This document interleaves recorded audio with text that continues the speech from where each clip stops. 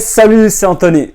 La vraie question c'est comment faire pour être heureux maintenant et plus tard? Quelles actions vont me permettre d'être heureux maintenant tout en ayant un impact positif pour mon futur? C'est une réponse que je ne peux pas moi-même te donner. Chacun a sa propre réponse, mais je veux te pousser à la réflexion.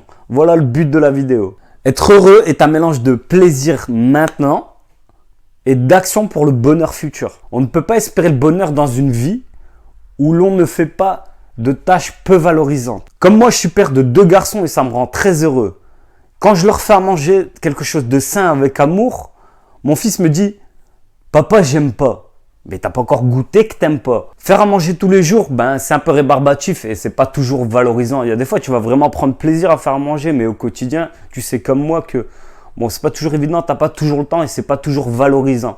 Et les enfants, par exemple, ils sont pas conscients de ça. Tu leur prépares à manger, c'est pas garanti qu'ils le mangent, mais au fond, t'es fier, ça te rend fier, ça t'apporte de la satisfaction de te casser la tête à leur faire à manger. Au plus j'essaye d'être bon dans ce rôle, au plus j'ai de la satisfaction et du bonheur. Donc on voit bien que si tu veux avoir la vie qui t'inspire, parfois il va falloir faire des tâches peu valorisantes. Alors toi, quelles sont les tâches peu valorisantes qui t'apportent satisfaction et bonheur? Et dans l'idéal, qu'elles impactent positivement ton futur. N'hésite pas à faire pause, à prendre le temps de réfléchir à ça parce qu'au fond, c'est une question très importante. On ne peut pas non plus espérer le bonheur en travaillant toujours dans un but futur.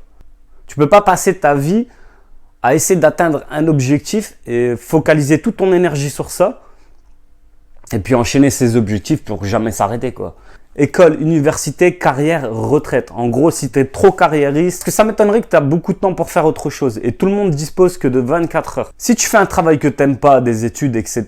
et que tu investis tout ton temps, alors certes, tu vas avoir de la réussite, tu vas avoir des résultats, mais si tu répètes ce schéma toute ta carrière, ça va être très difficile pour toi d'être heureux. Et c'est peu que 10 ans après, tu te rends compte que en fait, ta vie, elle est plate, quoi. Que c'est vraiment devenu un métro boulot de dodo. Et que par exemple, le travail a pris beaucoup trop d'ampleur sur ta vie. Et en plus, si tu l'aimes pas, c'est encore plus négatif. Et que tu te remettes en question, quoi. Que tu remettes en question 10 ans de ta vie. Il y a encore beaucoup trop de gens qui attendent la carrière comme si c'était le Saint Graal. Je veux pas les juger parce que souvent, c'est des personnes très courageuses. Mais je pense que leur vision du bonheur, elle est juste erronée. Maintenant, on est en 2020 et on parle de plus en plus, il y a de plus en plus de gens qui adhèrent plus du tout à ce système. Et moi, il y a déjà longtemps que j'adhère pas à ce système, quoi. Personnellement, moi, je vois un peu la retraite comme un espèce d'échec. Si tu fais une activité qui te plaît dans ta vie, à aucun moment, tu as envie d'arrêter. Si maintenant, en parallèle de mon travail, comme moi, j'essaie de développer une activité où je transmets du savoir sur le bonheur, je vais jamais avoir envie de m'arrêter. Je vais toujours vouloir apprendre et transmettre de la connaissance sur le bonheur. C'est pour ça qu'il faut créer la vie qui t'inspire, pour ne jamais être en retraite, pour que chaque tâche ingrate ait du sens. Quand je fais à manger pour mes enfants, ça a du sens. Ça me rend fier. Je les nourris sainement. Et ça n'a pas de prix, même si à la base, c'est un peu ingrat, à certains moments du moins. On ne peut pas espérer le bonheur en ne croyant pas qu'on puisse y accéder. Certains moments dans la vie, certaines difficultés. Je ne sais pas si tu as vu le film Joker. On voit que le gars devient le Joker par un enchaînement de choses dans sa vie. Donc je pense que au fond, des personnes comme ça existe réellement. Et des situations comme ça peuvent te rendre défaitiste quand tout va mal et que même dans le passé puis dans le présent, tu as du mal à voir que dans le futur, il y a du bonheur à la clé. D'ailleurs, c'est pour ça qu'il y a des gens qui se suicident. Attachés à leur malheur, ils n'attendent rien de mieux de l'avenir. Si tu restes enchaîné à tes échecs, tu ne peux pas espérer être heureux.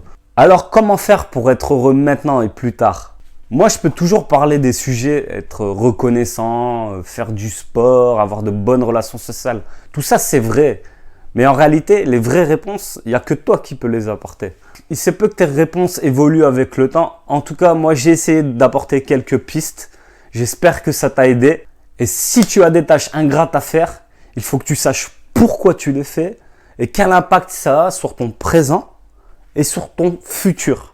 Si tu ne fais que des tâches ingrates pour un futur, il y a un déséquilibre. Maintenant, si tu fais des tâches ingrates pour ton futur, mais en parallèle que tu fais des choses bien pour ton présent, il y a de grandes chances que tu sois beaucoup plus heureux. Maintenant, ça n'empêche pas qu'à un moment dans ta vie, tu fasses beaucoup de tâches pour le futur.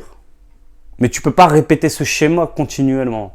Voilà, si tu as apprécié la vidéo, n'hésite pas à t'abonner, à cliquer sur la cloche des notifications. Crée la vie qui t'inspire, je te dis ciao, à la prochaine.